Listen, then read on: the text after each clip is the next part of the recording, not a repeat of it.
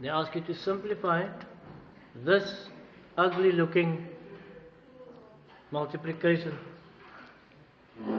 3 square root of 2 plus 5 square root of 12 times square root of 27 minus 2 square root of 32.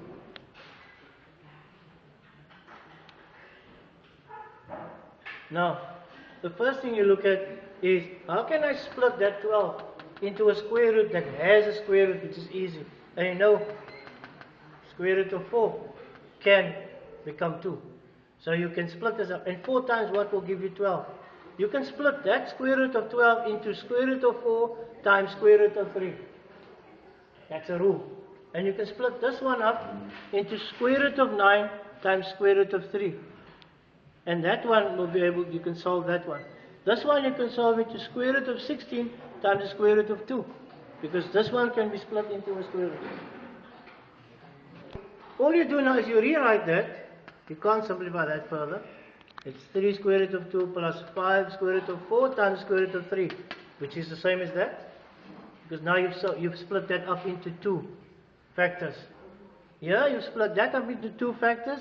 Square root of 9 times the square root of 3 minus 2. You split that up into square root of 16 square root of 2. Now you can solve some of them. Rewrite.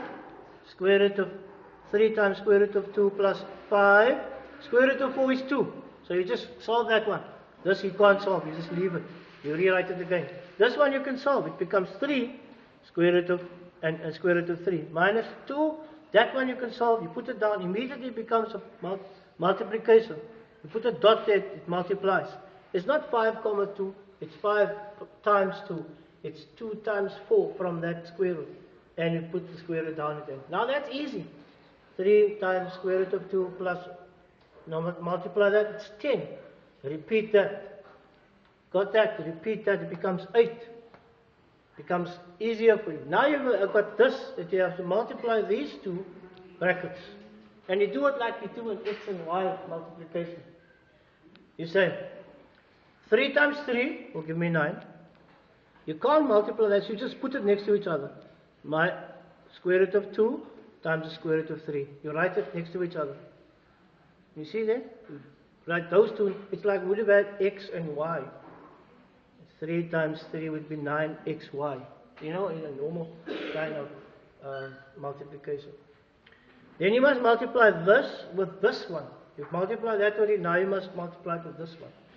3 times 8 will give you 24. And you place the 2 square roots, square root of 2, next to each other. Right? Now you go to the next one. You must now multiply that with what is in here. 10 times 3 is 30. Plus, remember you must have a plus there. And square root of 3 is square root of 3. Put it next to each other. Next time. Plus times a minus is a minus. 8 times 10 is 80. It's minus 80. And place your square root of 3, square root of 2 next to each other.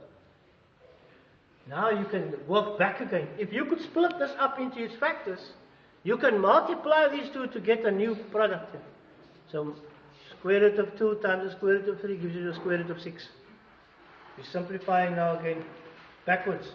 Square root of 2 and the square root of 2 gives you the square root of 4. Repeat those numbers.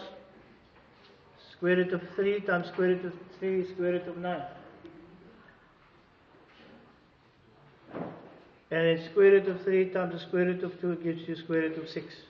And now immediately you can see you've got a square root of 6 there and a square root of 6 there.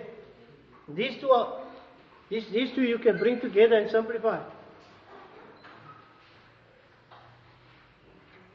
So you do exactly that because it's the same square root next to it.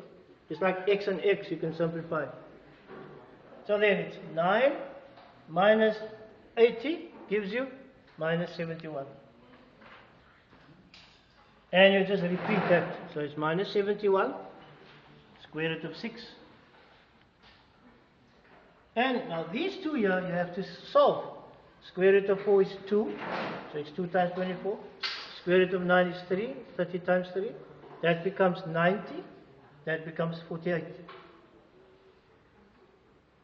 And now you simplify that. Minus 48 and plus 90 That gives you plus 42. And the answer is 71 minus 71 square root of 6 plus 42. And that's your answer.